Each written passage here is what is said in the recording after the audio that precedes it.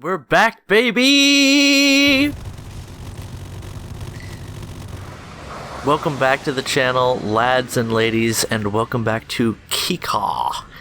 So, apparently, the Starfighter in the Japanese line, which is going to be a beautiful sushi roll, is going to be positioned after the Phantom 2, before the Phantom 2.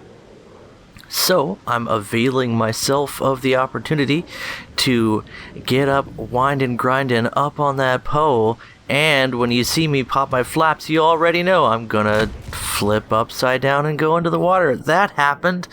Loving it. I'm loving it. Let's just pretend that didn't happen.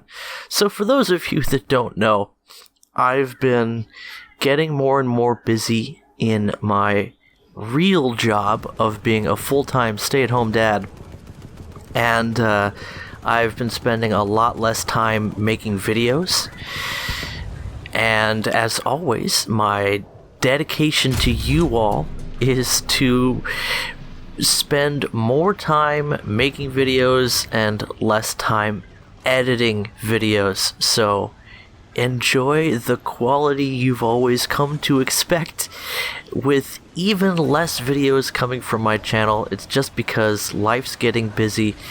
To wit, my wife is ripe. Her baby belly is rolling, wobbling, and shifting like the sands of Arrakis. And that baby is coming out literally any day now. Can we actually get a kill with a stock Type 61? Not bad. Not bad at all. Thank you, Centurion, for obliging me. And now, if you'll excuse me, I'm going to sit here and just kind of piddle myself a little until some mean tank comes along and flanks me hard. So, this is going to be just a little look at the Kika and me dipping my toes back into War Thunder. It's been a while. I've been playing this game a little bit in the past few days, and I'll try to play it a little bit more, see if I can't at least make some progress on the Phantom before Big Papa Starfighter comes to the game soon. TM. Second dev server's already popped up, so I don't think I'm actually going to be able to have the time to properly research the Japanese Phantom, which is a beautiful aircraft, by the way. But I'll give it the old college try, and it doesn't hurt that I'll be flying the Kika while I do that. So, as usual, I prefer to fly CAS and eat ass here in Tank RB. So we're going to start in the M41, which is a fantastic light tank, even in an up tier. It's not a killing machine, but the high velocity of the cannon, along with its reasonable armor penetration, even for an up tier, its good rate of fire, good visibility provided by its stupidly big profile. That's right, you can actually scout better in a tall tank. Not speaking of defensive capabilities, but being able to see over terrain and surge is actually rather helpful. Along with that, the M41 has great mobility. Again, even in an up tier, there are speedier boys, but they tend to have zero armor, where the M41 shows up as a reasonable light tank. In other words, I kind of like this vehicle, which is one of the reasons why it's spaded a rare occurrence in Japanese vehicles for me. I tend to skip to the fun stuff and ignore everything else. And I'm thinking about a title for this video, other than I'm back, baby! I know Mountain Blade has been eating my soul for a while. I've actually had to uninstall and reinstall the entire game, which is not a small game, twice, because mods have destroyed it. But I just I can't play the game without mods. It's in development. There's a lot of things that are rough around the edges, and those mods, if they don't destroy your game files, actually make it a lot more enjoyable. But what one was it? It was the custom banners mod. Overwrote one of the banner XML files in the game, and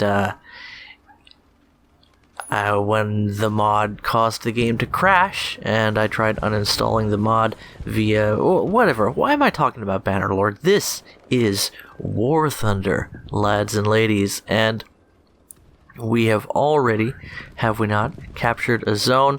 We scouted the turret of a destroyed enemy tank. So that's a thing that happened just now.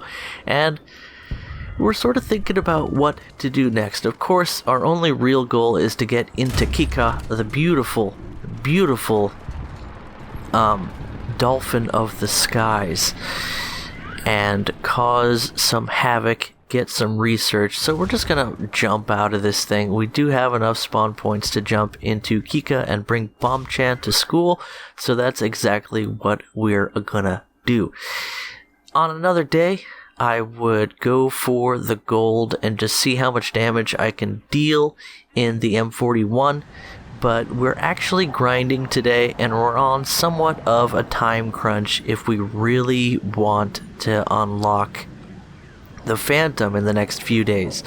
I'd say probably before Tuesday or Wednesday is where I'll have to set my goal, because that patch could be dropping along with my baby, holy smokes, any day. I'm gonna be a busy guy. Is it wrong that I remember my children's birthdays by War Thunder events?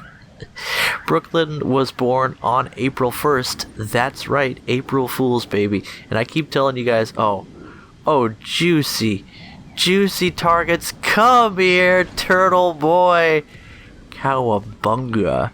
We sent him into the shadow realm with that one. Mind crushed.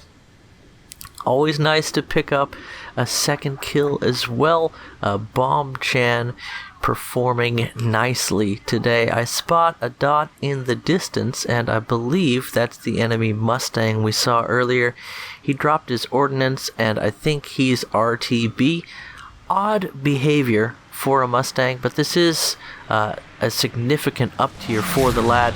I'm not sure what that was. It kind of seemed like a era something or other, but we avoid the head-on wisely and go for easy money. Now, whenever you're getting close to enemy airfield AA, there's always a chance that you'll just get shot down immediately, but Kika is actually very, very speedy, so we get that beautiful kill on a gear down enemy fighter. Welcome to Skill Thunder, lads and ladies, and zoom on out the area.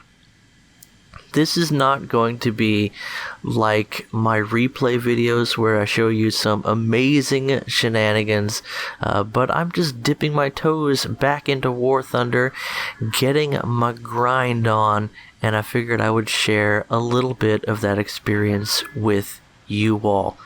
As always, I love the Kika. You can tell I've made one of my most beautiful and weebified custom camouflages for this vehicle. I'm actually a fan of Shinryaku Ikamusume. Squid Girl to you dub heads out there. Dub heads. And actually the dub is not bad. They have some good voice actors for that one. But as always, I do prefer subs. I like to read my anime, arigatou gozaimasu, but my wife likes the dub, so we used to watch that together. Now she takes naps and produces a baby.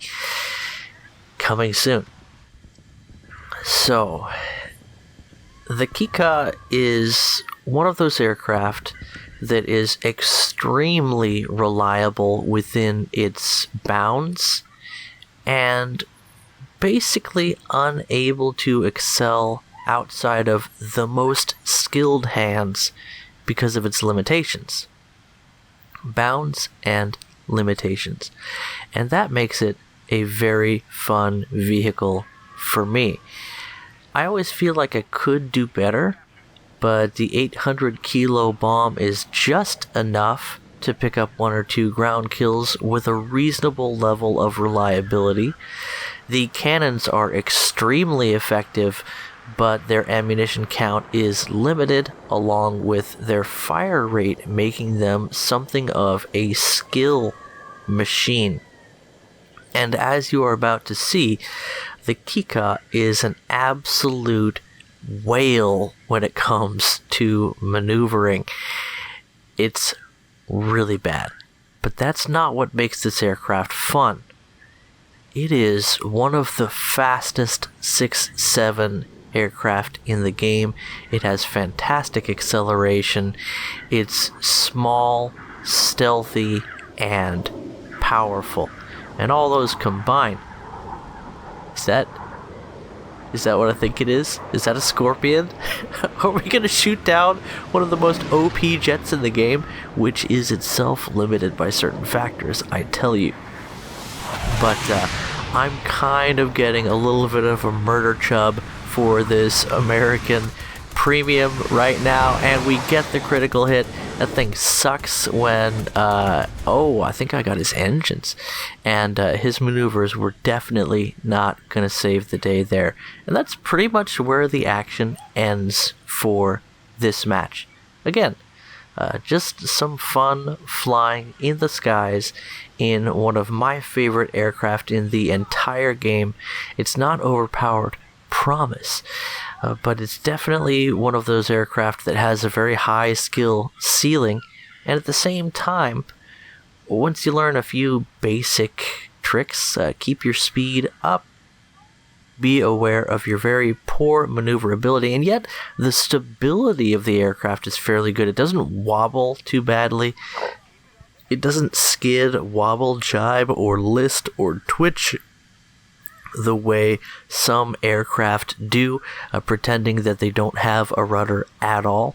And this is definitely one of those aircraft that that could happen to. The event premium prop that has the 620 mils, I can't remember the designation right now. He says, it goes without saying that I've forgotten some designations, guys. But it used to have fantastic maneuverability for a heavier single-engine fighter, and great horsepower, but a total trash rudder that would lock up at fairly low speeds for such an aircraft. And that's actually been fixed, and now it handles very well. So it's one of the best premiums in the Japanese line. And now we're going to see how the engine landing works, and I was not looking for... I did not expect this. Deja blue, everyone. That's pretty cool. You know what? You get a little bit of Eurobeat going on there, and you don't flip anymore. You just do a 360 no-scope on the runway. So I hope you all enjoyed this brief time we had together. It's great to be back in the game of War Thunder. I'll give Bannerlord a little bit of a break and let it get turned into more of an actual game instead of a beta, which, you know, I've obviously been greatly enjoying. And speaking of that, as always, I enjoy connecting with you guys. There's a link in the description of this video to the Discord, which is the best place to get a hold of me and even to send in your own replays. Catch you guys in the next video. Bye-bye.